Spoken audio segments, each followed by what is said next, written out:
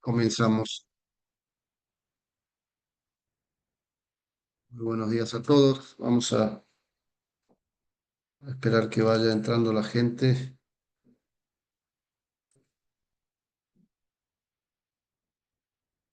eh, y en unos minutos ya comenzamos.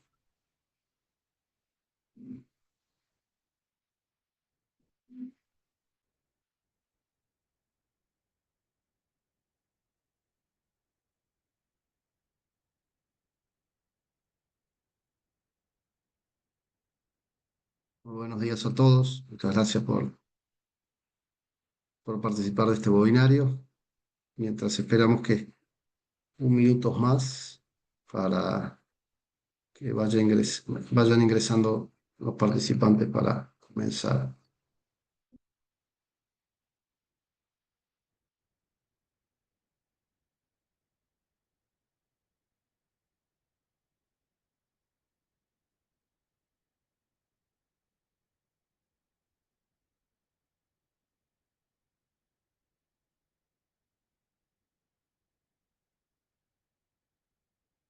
Buenos días.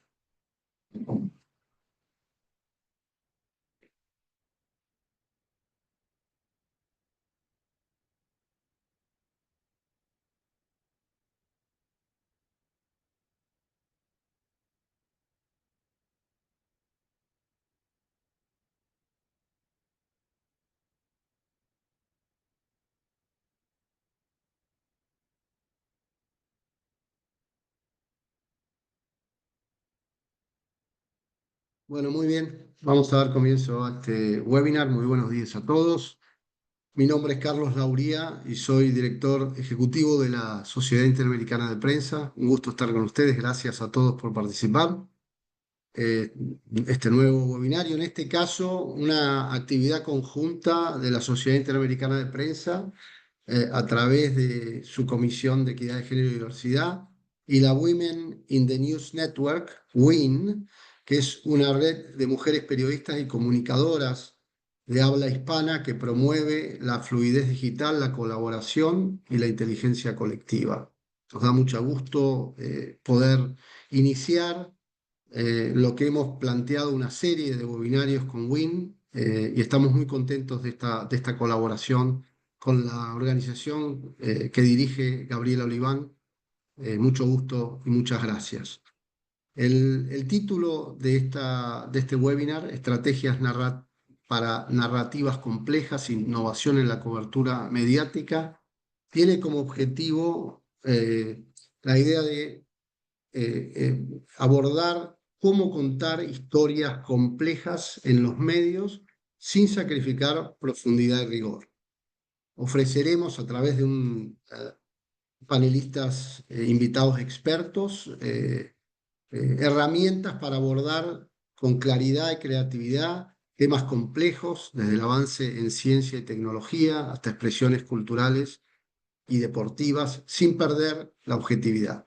También examinaremos cómo las narrativas audiovisuales influyen en la agenda de los medios a partir de casos como Adolescente, una producción que ha contribuido a generar debates y discusiones relevantes en la esfera pública. Para moderar la conversación de hoy, tenemos el placer de presentar a Graciela Roch. Graciela Roch, integrante y preside la Comisión de Equidad de Género y Diversidad de la Sociedad Interamericana de Prensa a partir de mayo. Es un gusto para nosotros que Graciela esté liderando los esfuerzos de la CIP en esa comisión tan importante. Graciela es directora de La Cadera de Eva, un portal digital de periodismo con enfoque de género que surge en 2019 como parte del nativo digital mexicano La Silla Rota con sede en Ciudad de México. Antes de eso, Graciela trabajó en la Secretaría de Relaciones Exteriores, fue de México y fue representante alterna ante la CIDH, la Comisión Interamericana de Derechos Humanos. Tiene una licenciatura en Relaciones Internacionales del Instituto Tecnológico de Monterrey y una maestría en Administración de Negocios de la Universidad Autónoma de Barcelona. Muchísimas gracias, Graciela. Te dejo para que presentes a los panelistas y moderes este webinario. Buenos días y muchas gracias a todos. Muchas gracias, Adelante, Graciela. Carlos. Muchas gracias, Carlos, y muchas gracias a quienes participan, a nuestros panelistas. Hoy nos acompañan Samuel Sosa, él es director y productor de cine, televisión, teatro y podcast. También es guionista, dramaturgo y traductor, y es fundador de las compañías Petit Comité y Artes Arta, entre algunos otros proyectos. También nos acompaña Youssef M. Oulet, él es periodista e investigador sobre racismo y coordina Algo Reis, que es un proyecto que analiza el impacto de los sistemas de inteligencia artificial en los derechos y libertades de las personas migrantes y racializadas. Y finalmente también nos acompaña Catalina Ruiz Navarro, colega, periodista colombiana, feminista, directora y fundadora de la revista Volcánicas y también de la Escuela para Creadoras Digitales Feministas, Creadoras GAM. Todos aquí les agradezco muchísimo el tiempo que nos están dedicando para hablar de estas nuevas narrativas que desde los medios necesitamos, no solamente en un formato para la sostenibilidad de los medios, ¿no? De buscar nuevos espacios, de buscar nuevas maneras de, de generar periodismo, sino también para hacer frente a una ola narrativa contraria a los principios democráticos, a los principios de derechos, que la mayoría de los periodistas estamos de acuerdo en que son guía y pilar de un periodismo riguroso y correcto. Voy a empezar con Samuel, que desde su experiencia como guionista, como productor, que nos platica un poco cómo podemos alcanzar nuestras audiencias, cómo podemos llegar a nuestras audiencias de manera distinta, ¿no? Ahora ya Carlos mencionaba cómo hay muchísimos temas que llegan a la conversación pública y al debate profundo público, ya no por los medios o ya no por una información periodística plenamente, sino por series, por películas, por documentales. Samuel, por favor.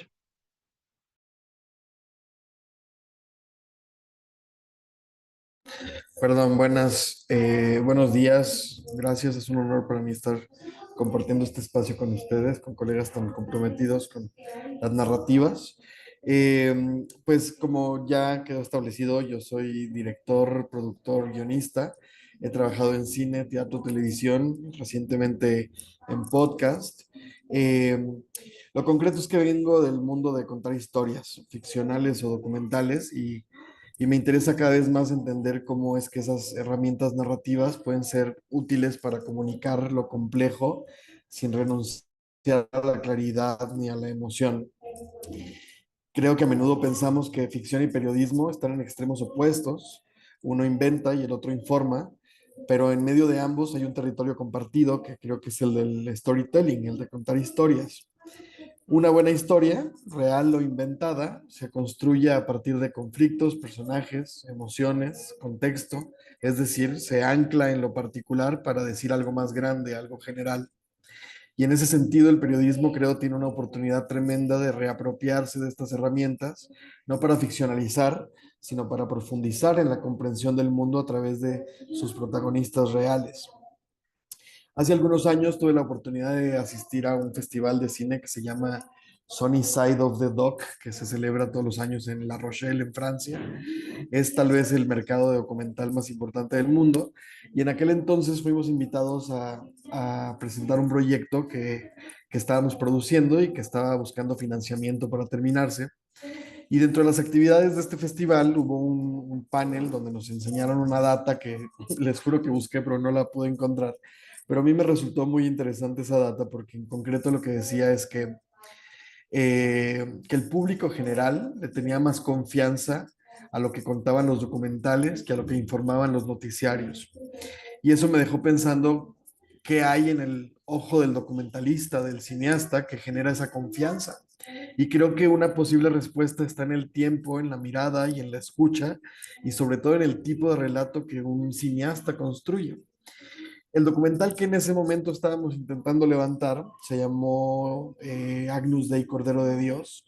Es una película que pueden encontrar en línea La dirigió Alejandra Sánchez y era una película que hablaba sobre la pederastia clerical en México, un documental, una película que hablaba del abuso sistemático de los sacerdotes, de la fe y la entrega ciega de las familias de las víctimas, del encubrimiento institucional por parte de la iglesia, de la improcedencia de la justicia, dada la naturaleza de los casos y dado los miles de trabas y limitantes jurídicas que existen en este país. En fin, la película hablaba de todo lo que uno esperaría de un documento de investigación en torno al abuso sexual dentro de la institución católica en un país como México. Pero en realidad la película iba de la historia de Jesús Romero, un chico que a sus 11 años sus padres lo llevaron a la iglesia del centro de Tlalpan y lo pusieron en manos del sacerdote Carlos López para que fuera monaguillo. Y fue ese sacerdote quien durante años pues no tuvo reparo en abusar sexualmente de Jesús y de muchos otros niños. Es una historia de abuso compleja porque involucraba confianza, porque involucraba regalos, porque había admiración y devoción, porque le prometía a la familia un estatus familiar en la comunidad. Era bastante más complejo, digamos, que el abuso que luego entendemos como de callejón y a mano armada, pues, ¿no? Y Jesús creció y se volvió un adulto y ahora en ese entonces tenía 26, 27 años y decide Jesús alzar la voz y denunciar. Sabe que su caso expiró en términos jurídicos y que la única alternativa viable que le queda es buscar al sacerdote que abusó de él cuando niño y confrontarlo. Y esa es la película, ¿no? Nosotros, el equipo de cineastas que estábamos bajo la dirección de Alejandra Sánchez, pues nos dimos a la tarea durante un año de ayudar a Jesús a encontrar y eventualmente encarar a su agresor.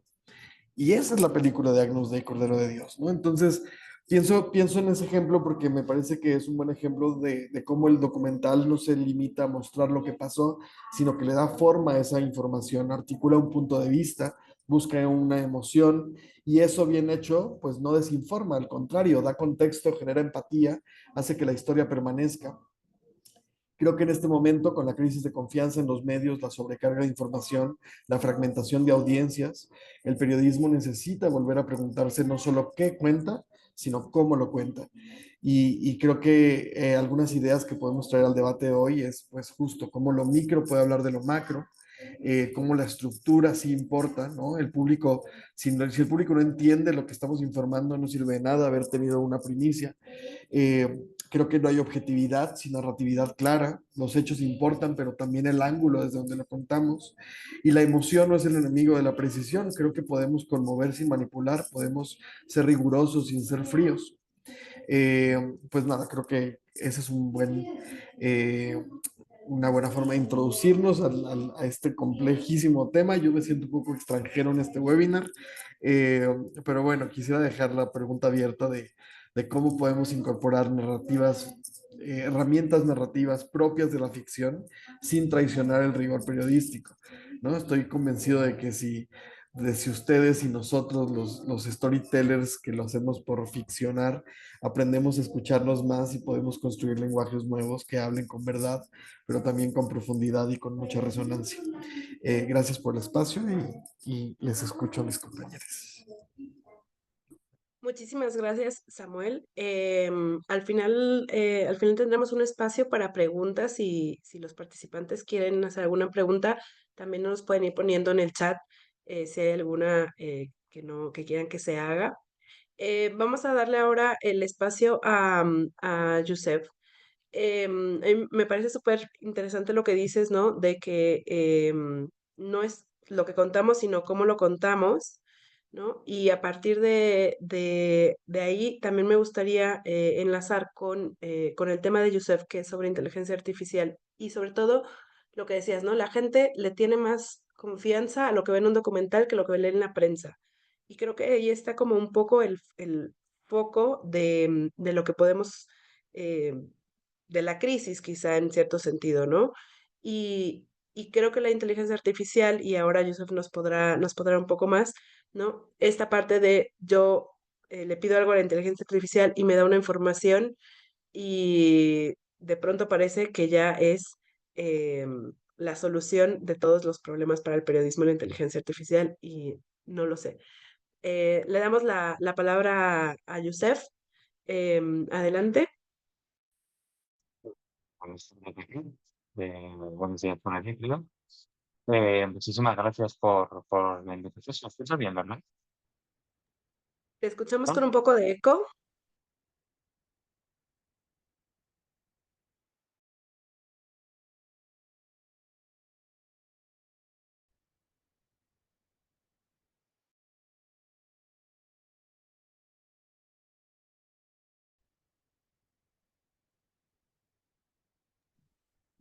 No te escuchamos. Ahí No. es que cuando conecto Ah, los ya te auriculares. escuchamos.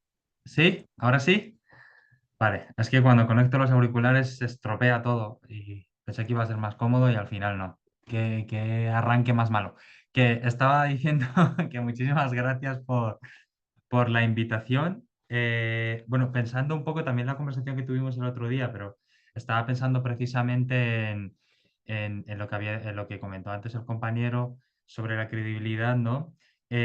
Yo particularmente, y perdonad que hable en primera persona, una de las primeras aproximaciones que hice a todo este mundo que ahora lo ocupa todo, que es el de la IA, fue a través de un documental, ¿no? que se llama Coded Bias, que, bueno, es un documental que cuenta la experiencia personal de Joe Boulamwini, bueno, que ella es investigadora del MIT Media Lab y, bueno, pues un día se dio cuenta de que había un sistema de reconocimiento facial que no la reconocía porque ella es una mujer negra y, bueno, lo que empezó descubriendo, tirando del hilo, como un sesgo sobre su persona y la falta de entrenamiento de determinados sistemas para reconocer qué es lo que es un ser humano y que las personas negras no, no entraban de esa categoría, pues bueno, pues acabó siendo un análisis de esta académica sobre toda la estructura racista y colonial que tiene la IA detrás, ¿no? Entonces, bueno, como periodista también me llama muchísimo la atención, ¿no? ¿No qué? ¿No se me escucha? Ah, Ya, vale, ya, ya. vale. Em, Y esto tiene mucho que ver también con cómo surge el proyecto que mencionabas al principio, ¿no? Del que formo parte y que tengo la suerte de coordinar, que es Algo Reis, porque precisamente surge de la ausencia de narrativas críticas respecto del impacto que tienen estos sistemas en un en un enfoque general en las comunidades migrantes y racializadas, ¿no? Y ahí, cuando nos pusimos a analizar los discursos que hay dentro de los medios de comunicación, al contrario de ese documental, las narrativas y las noticias que imperan son precisamente aquellas que vienen bueno, pues a hablar de una inteligencia artificial, de unos sistemas algorítmicos, tecnológicos que son infalibles, ¿no? Que son neutrales, que son correctos, que son imparciales, que no se equivocan, ¿no? Que son infalibles, no como los seres humanos, ¿no?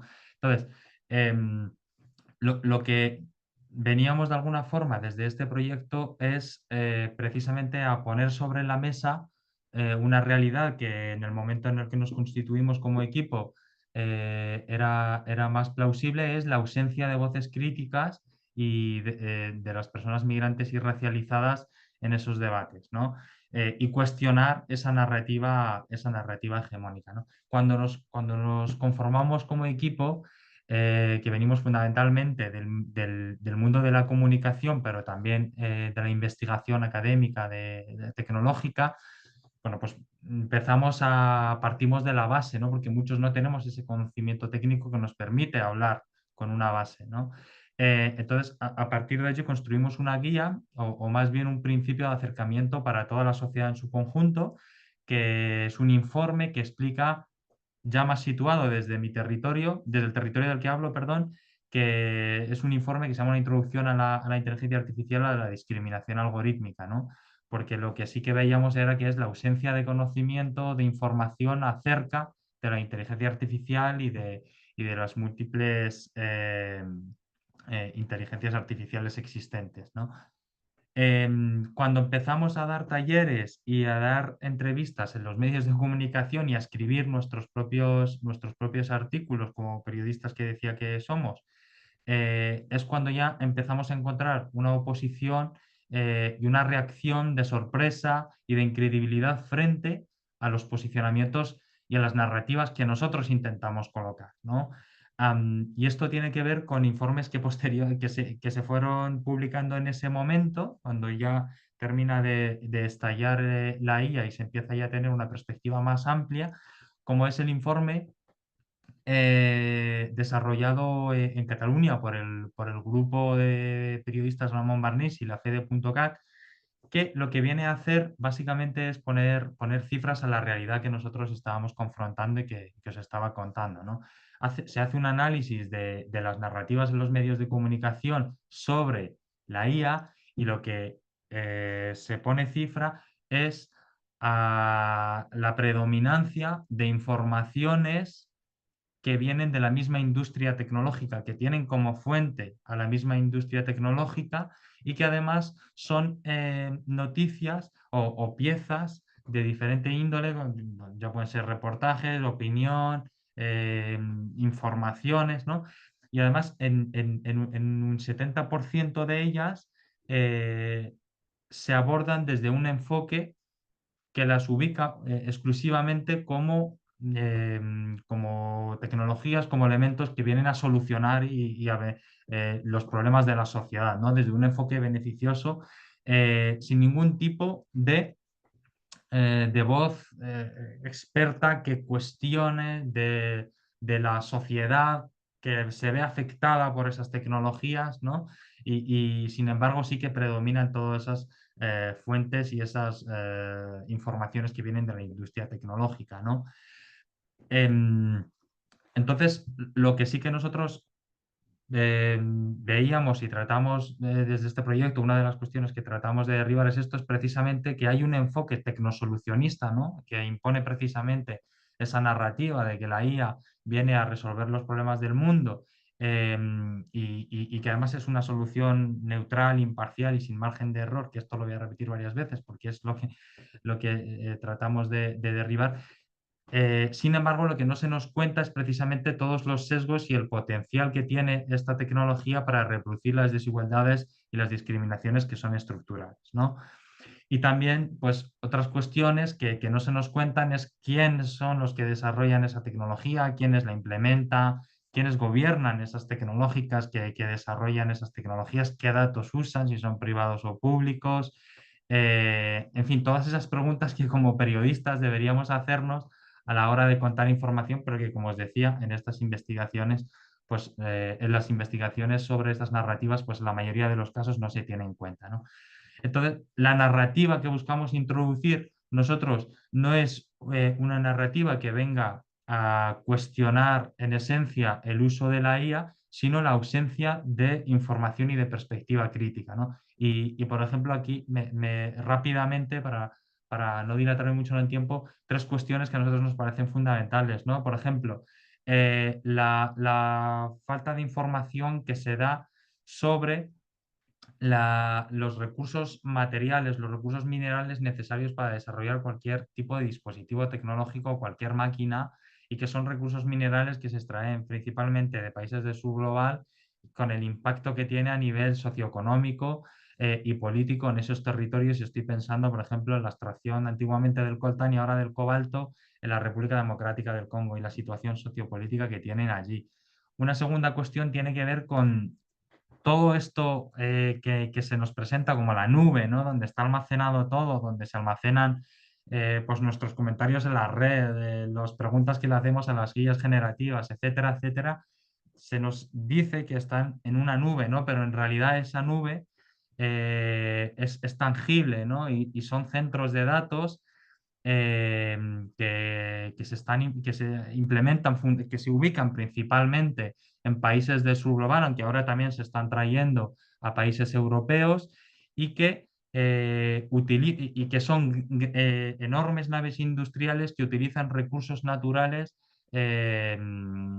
finitos como lo es el agua, ¿no? Porque fundamentalmente estos centros de datos necesitan agua potable porque las características que tiene el agua potable son las necesarias para poder enfriar estas enormes naves industriales que que se calientan y que necesitan refrigerarse todas las noches, ¿no? Y una tercera perspectiva que tiene que ver con a dónde va todos estos residuos tecnológicos que consumimos, que producimos y que ya no queremos, ¿no? Y vemos cómo otra vez estos residuos acaban en países del sur global, ¿no?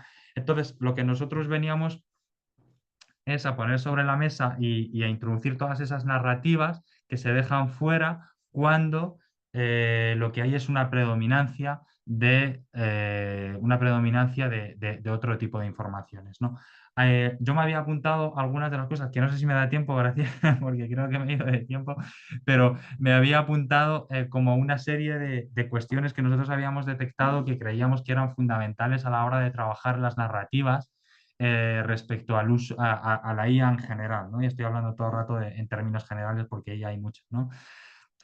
Por ejemplo, a la hora de hablar, esto lo voy a leer directamente, a la hora de hablar de IA, creemos que es necesario poner el foco, ¿no? Tanto en los posibles efectos beneficiosos, que puede haberlos, que los hay, como en los límites que esto plantea, ¿no? Por ejemplo, al hablar de la IA, hablar de la IA dedicada al reconocimiento de imágenes médicas de eficiencia científica demostrada no es lo mismo que hablar de la IA que se quiere utilizar en las fronteras de la Unión Europea para reconocer las emociones de la población migrante que quiere pedir asilo y que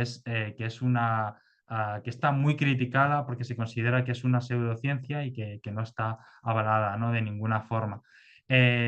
A la hora de hablar de estos temas, la IA en general en los medios introduce una perspectiva de derechos digitales, ¿no? Para hacernos preguntas del marco legal en el que se encuadra la inteligencia artificial sobre la que estamos hablando.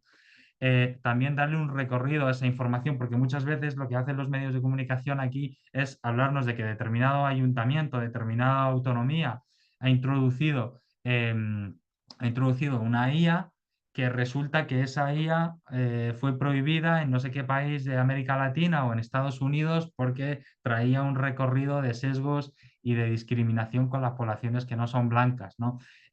Preguntarnos también quién hay detrás de esas tecnologías, que esto no se suele hacer. Es decir, quiénes son los que ponen el dinero y para qué, ¿no? Y con qué fin.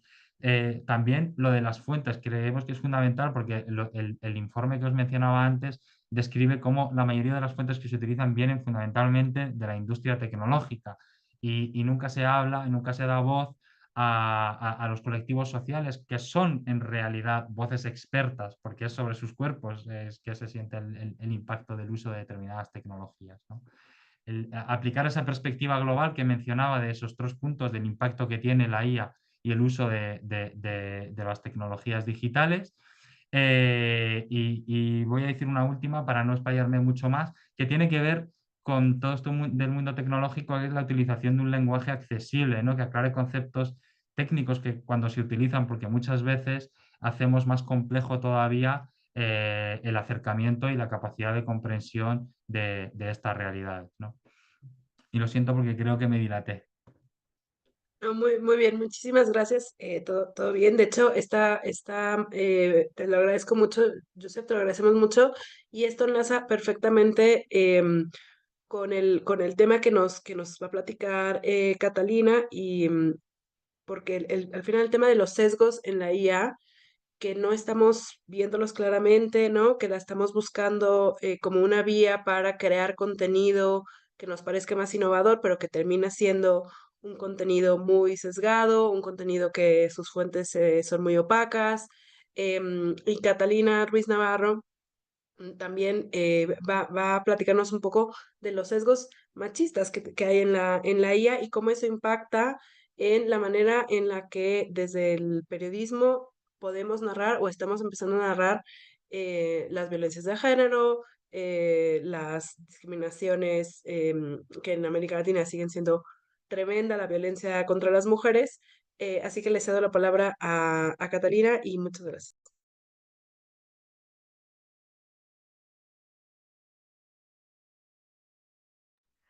Gracias, Graciela, y es un honor estar en este espacio.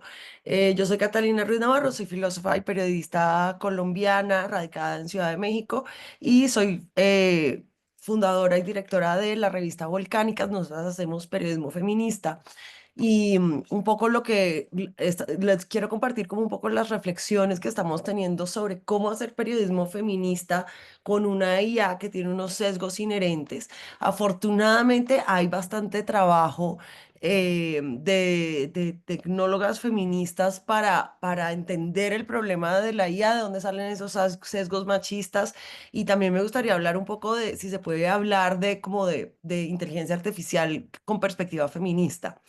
Juliana Guerra, en un documento que me gusta mucho de una organización que se llama Derechos Digitales, que se llama Hacia un marco feminista para el desarrollo de la IA, dice que los sistemas computacionales basados en inteligencia artificial tienen como fin la toma de decisiones y pues espera que esas decisiones tengan un efecto en el mundo real. Por eso tener esta mirada desde la base es tan importante. Y ella trae una cita de otra tecnóloga que es Kate Crawford, que dice que la inteligencia artificial es fundamentalmente política porque está siendo permanentemente moldeada por un conjunto de prácticas y técnicas sociales, infraestructuras, instituciones, normas, y además, esto que decía Youssef al final, pues también es algo material, porque está hecha de recursos naturales, de energías, de trabajo humano. Y digamos que parte, como que uno de los principios del pensamiento feminista de la inteligencia artificial, parte de entender como esas partes materiales que quedan invisibilizadas porque nos imaginamos que esto es como algo metafísico, pero no. Y ese componente del trabajo humano, de cómo se explotan los recursos, pues sin duda tiene que tener una mirada feminista.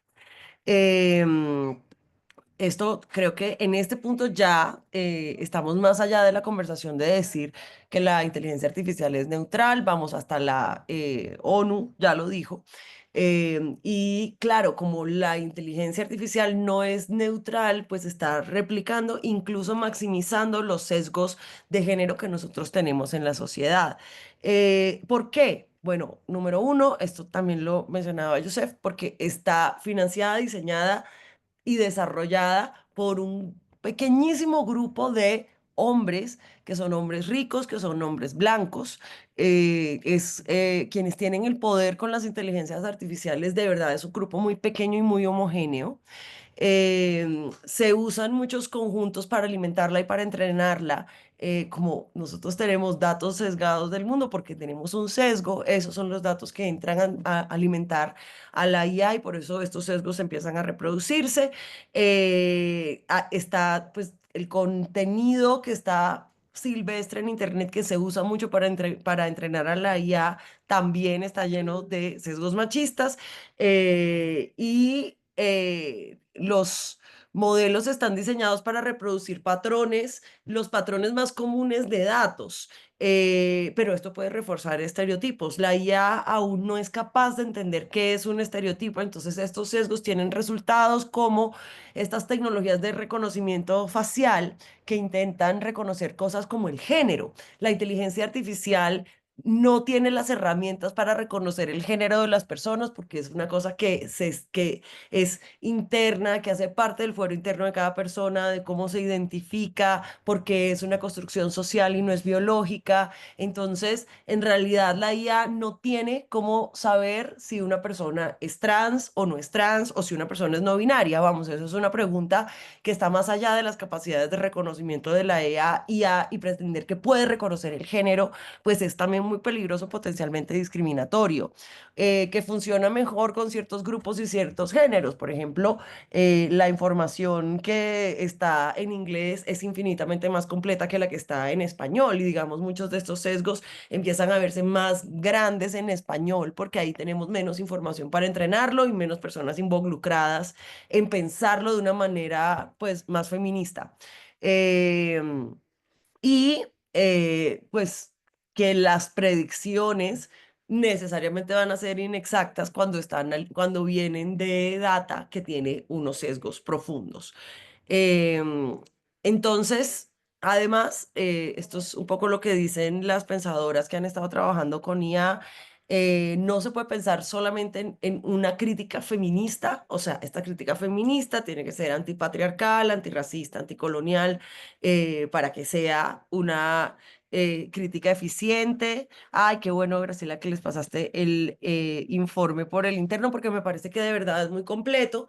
Ahora, los riesgos digamos que los riesgos con sesgo de género que estamos viviendo con la IA, yo creo que están en tres categorías principales. Deepfakes o contenido difamatorio, eh, desinformación que va como, todos son como colindantes y el hostigamiento online. Desde hace mucho tiempo que el movimiento feminista ha llamado la atención a los hostigamientos online a las mujeres y las feministas y las diversidades y cómo esto termina volviéndose una forma de censura. Pero digamos que en el escenario en el que estamos ahora, hay unas posibilidades exacerbadas para amplificar el daño de estas cosas. Digamos que un ejemplo que me parece interesante es en las elecciones eslovacas. Unos días antes de que fueran a hacer las elecciones, salió un deepfake de un video falso en donde aparecían cogiendo el presidente de uno de los partidos y una periodista, Mónica Todova. Y aunque se dijo que el video era falso y que esto era hecho con inteligencia artificial, pues se hizo viral y digamos que pues deja todo el del partido, lo que nos importa a nosotros acá es cómo esto afectó y desacreditó a la periodista. Claro, a la periodista no la podrían desacreditar con un video falso de ella cogiendo si no tuviéramos este como problema en la sociedad en donde pensamos que una mujer se vea desnuda o aparezca o esté sexualizada, pues es una falta de respeto, que es lo que está en la base. O sea, la inteligencia artificial no está en la base de por qué esto es una injuria, sino en una metodología para hacerlo más impactante, más viral y amplificarlo. Están las deepfakes de Taylor Swift, que tiene como una comunidad mundial que se fue activamente contra estas deepfakes y aún así las vieron 45 millones de veces. Eh, Se estima que más o menos el 98% de los videos de deepfake en Internet son pornográficos, pero ese no es el problema es que son pornográficos y usando las imágenes de las personas sin consentimiento. Ahora, así como la IA ha creado esto, lo puede frenar, o sea, sí que se puede meter en los programas, en los motores de búsqueda, en los desarrolladores de IA, se puede entrenar para identificar estas imágenes falsas y censurarlas en automático. Eso se puede, o sea, esa tecnología no es imposible. Lo que pasa es que falta una voluntad política detrás y por eso es que esa mirada feminista va a ser tan importante. Apenas estamos empezando a tener legislaciones que están mirando la intersección de las tecnologías de inteligencia artificial y el género. La ley de inteligencia artificial de la Unión Europea es como un primer ejemplo que empieza a tipificar esa violencia online, pero digamos que esto es una conversación que todavía está en un nivel muy incipiente. Ahora, ¿qué es inteligencia artificial feminista? Em, bueno, espera, antes de eso, otro de los sesgos como peligrosos que vamos a empezar a encontrar acá tiene que ver con los datos. Y aquí sí que tenemos una función importante les periodistas, porque eso es con lo que nosotros trabajamos.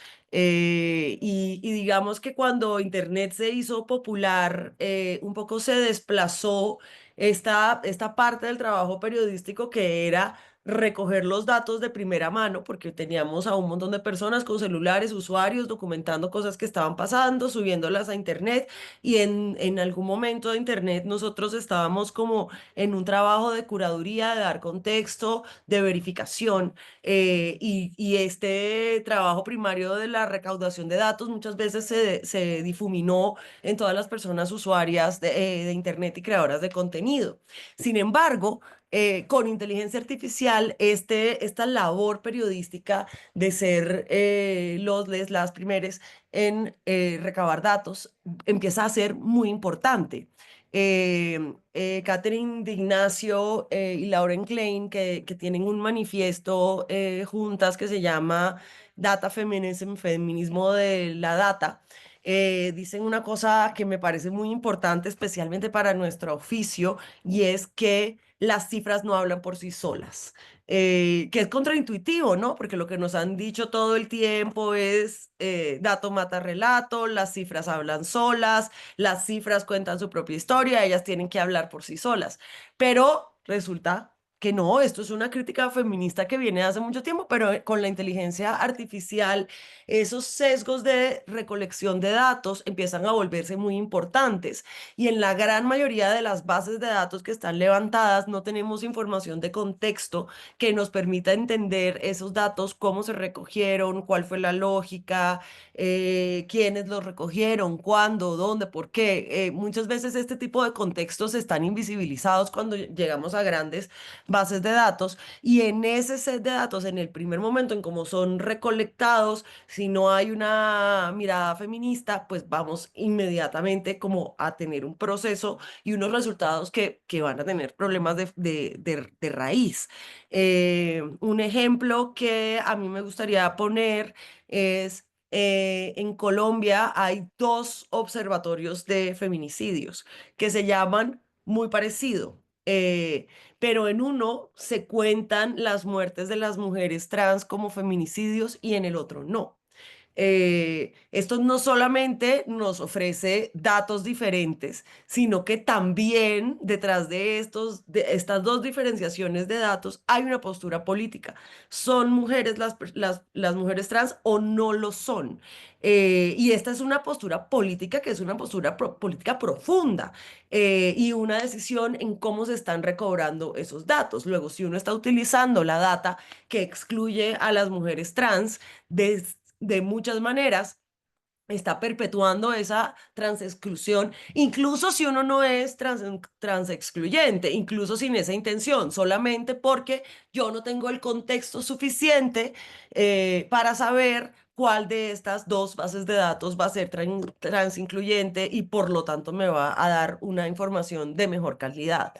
Pues hay dos tipos de datos que uno utiliza. Normalmente las que se levantan con procesos sin principios feministas que van a empezar a requerir que nosotros hagamos como un preperiodismo de datos, o sea, interrogar lo que vino antes de estos números para entender cómo los vamos a empezar a utilizar y tener un papel en recabar esos datos nosotros. Bueno, me queda un minuto, entonces voy a decir dos cosas mínimas.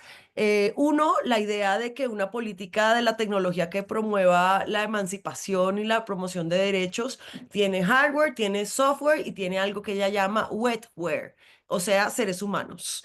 Y en los seres humanos tenemos que estar ahí porque si no esas perspectivas de género no las vamos a encontrar.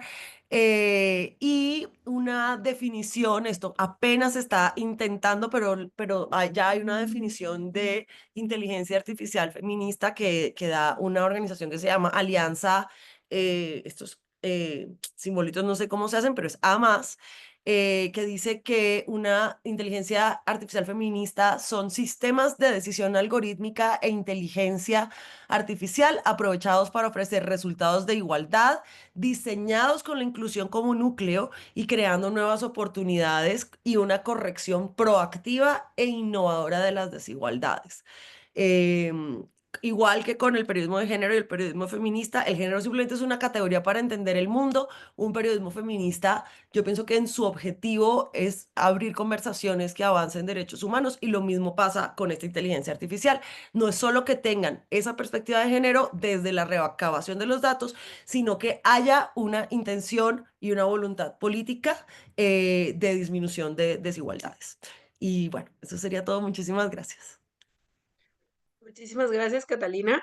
Creo que el hilo que une las tres presentaciones es un poco esta idea que Catalina decía, ¿no? O sea, que como periodistas nos enseñaron muchísimas veces y nos dicen constantemente que esto, ¿no? Del dato mata relato, pero cada vez vemos que en realidad no, ¿no?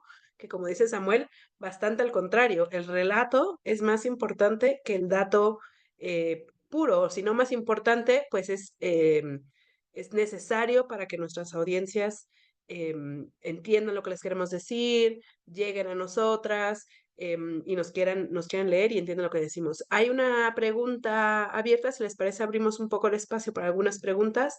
Tenemos unos 10 minutitos. Así que si Fabri Espinosa Larco, te abro el micro.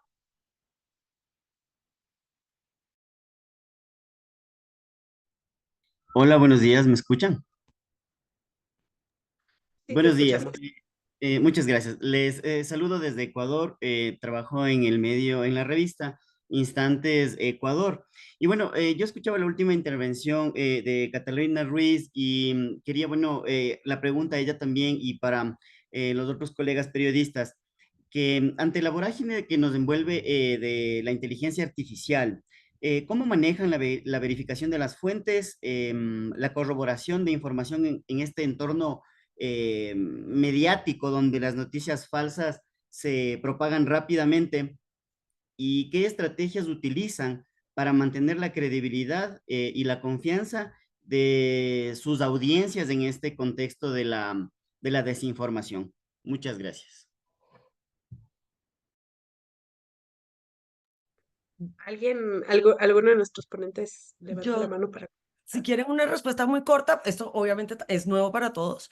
A nosotras sí estamos usando inteligencias artificiales como para fact-chequear textos hechos por nosotros y cuando le pedimos información a la inteligencia artificial lo estamos fact-chequeando también. Entonces, sí creo que sirve para pedirle fuentes, sirve para pasarle un texto y decirle, mira, revisa los datos de este texto, pero no, pero si uno no sabe del tema y no tiene como una información profunda del tema que está manejando, es mucho más difícil porque no vas a ni siquiera a sospechar. Por ejemplo, la inteligencia, este ejemplo que yo les daba de estas dos bases de datos de feminicidios en Colombia, la inteligencia artificial no sabe cuál es la intención política de uno u otra y no me puede decir esto. Es más, la única manera de saber esto es de hecho estar metida en el movimiento feminista y conocer estas discusiones que están detrás. Entonces, sí reduce tiempos para encontrar información, se puede equivocar como se equivoca la reportera también. Entonces, de todas maneras, toda la información que da nuestras editoras, pues la están revisando. Y fact-chequear es muy difícil cuando uno no está inmerso en el tema y no tiene contacto con las fuentes reales, con gente que te pueda hablar como del clima de las cosas y como esas intuiciones periodísticas que vienen también de la experiencia que van a ser muy importantes para revisar la información. Muchas gracias, Catalina. Hay otra pregunta, Janet Gutiérrez. Sí, buenas tardes. Saludos a todo el panel. ¿Me escuchan? Sí.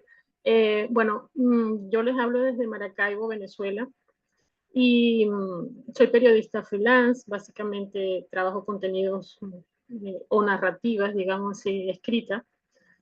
Y mi inquietud viene de parte del tema de Google, porque actualmente todo va tan rápido que la inteligencia artificial, por supuesto, Google no la va a dejar pasar. Y los contenidos que se escriben con criterio SEO y toda esta nueva dinámica, pues ahora son, digamos, aprovechados más por Google que para retener al lector, supongo, ellos utilizan esta inteligencia artificial para los contenidos.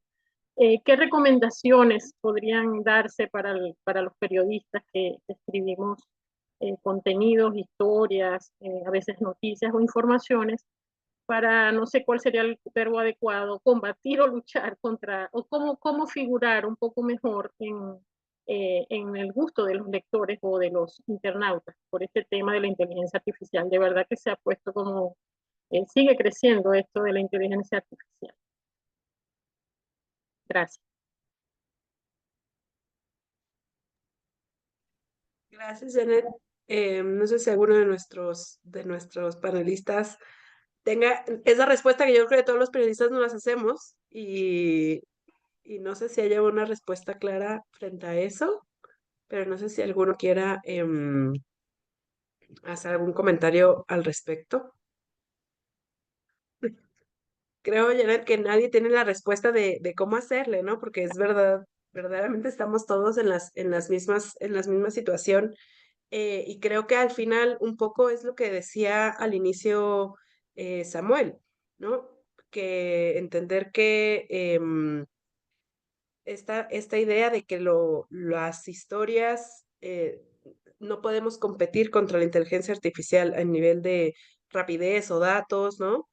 Pero sí que podemos competir, y es un poco lo que decían nuestros paneles, frente a la precisión, ¿no? Las historias que, como decía, ¿no? La emoción no tiene por qué ser enemiga de la precisión, lo micro habla de lo macro, y al final yo creo que para nuestras audiencias, cuando nos van a ir a buscar a nosotras como periodistas, a nuestros medios, no va a ser para tener ese dato que efectivamente Google les va a dar con un clic, sino para saber la historia detrás de ese dato, para entender el contexto.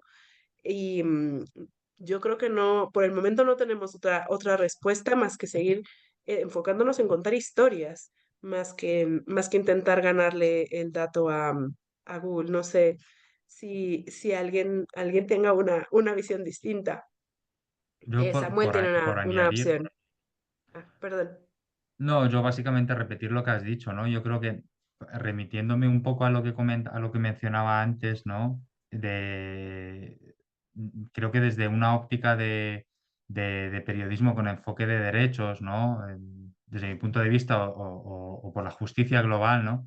Pues retomar lo que se ha mencionado ya como varias veces ya, ¿no? De no remitirnos solo a los datos, ¿no? Porque al final no podemos reducir las sensaciones, ¿no? Las personas, las vidas y las consecuencias que tiene un conjunto de datos, ¿no? Y no podemos reducir únicamente a eso, ¿no? A una cifra, a un concepto, ¿no? Sino que es necesario también, ¿no? Como informar más allá de eso, ¿no? Quiero un poco redundar en lo que mencionabas ahora mismo, ¿no? Gracias. Gracias, Samuel.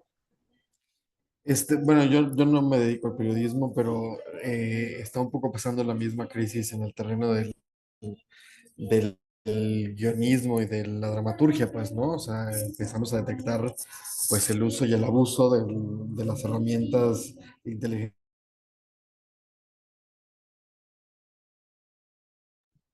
Creo que lo perdimos. Me parece que es de verdad pues, es una carrera perdida, pues, ¿no? No pretendamos competirle, más bien tratemos de hacer lo que la IA no puede hacer, ¿no? O sea, la IA no puede salir a campo, la IA no puede, ¿no? Marchar, la IA no puede hablar con la gente, la IA no puede, ¿no? Emocionarse y conmoverse. Entonces creo que hay que usar la IA para lo que la IA existe y a veces es muy buena hasta para destrabarnos, ¿no? O sea, de repente yo tengo unos bloqueos que no sé cómo pasar de una idea y de repente la IA me da ideas de cómo destrabarme y eso me permite avanzar, pero hay que entenderla como una herramienta auxiliar y no como la solución, pues, ¿no? Y ver todas las limitantes que tiene y ahí entrar, ¿no? Ahí donde ser humanos tiene todavía un sentido, pues entonces ser humanos es nuestra ventaja competitiva. En ese sentido, si no hay otra pregunta, yo tenía una pregunta para Samuel específicamente, pero para todos los panelistas, y un poco enlazado a lo que contaba Catalina, ¿no? De cómo hubo un momento que hubo una elección y que salió un video de una periodista que al final es una historia que están contando, ¿no? O sea, con un video que crean en inteligencia artificial, cuentan una historia que quieren que el público sepa. Y creo que desde el periodismo, esta parte como del rigor, que nos han dicho que siempre tenemos que ser muy rigurosos, muy fríos, ¿no? Nos ha alejado de justamente, ¿no? De cuál es la historia que queremos contar. Y Samuel, desde tu expertise, em, tú hay cierta como sensación de que las redes, la IA, Internet en general, ha hecho que la gente sea menos paciente, ¿no? En conocer esas historias, en no quiero que me cuentes una historia larguísima, quiero que me des un bit de información y que eso me lo explique todo, ¿no? Em, ¿Tú cómo lo ves desde tu área, desde tu expertise y si desde ahí ves algo que desde el periodismo podamos retomar? Pues sí creo que tenemos un reto importante, todos los que nos dedicamos a contar historias, en el sentido de que el umbral de atención del espectador está acelerado, pues, ¿no? O sea, TikTok y un montón de estos mecanismos de consumo nos hacen tener poca paciencia y ser proclives a buscar la satisfacción inmediata y la respuesta inmediata. Y aún así, la gente está dispuesta a encerrarse un fin de semana y ver 6 horas de adolescencias corridas, ¿no? O sea, entonces una cosa es verdadera como la otra también lo es, pues, ¿no? O sea, ¿por qué nos echamos esos maratones? ¿Por qué sed saciamos cuando le entregamos a Netflix literal 6 horas continuas de atención? Pues, ¿no? Porque no podemos parar, ¿no? Y pasa todo el tiempo. De repente, ahora que es el Eternauta, ¿no? Siempre hay algo, pues, que nos llama la atención y nos atrapa y, y, y algo encontramos mágico ahí que nos cautiva y que nos roba el aliento y que nos tiene al borde del asiento, pues, ¿no? Entonces, claro, se vuelve más complejo y hay que trabajar el doble porque es verdad que estamos compitiendo contra todo. Quienes contamos historias, quienes queremos la atención del público, estamos compitiendo con absolutamente todos los estímulos que están al alcance de un clic. Cuesta más trabajo. Eh, pero hay evidencia todos los días de que todavía se puede, pues, ¿no? Entonces, pues no sé, ambas cosas son verdad, creo.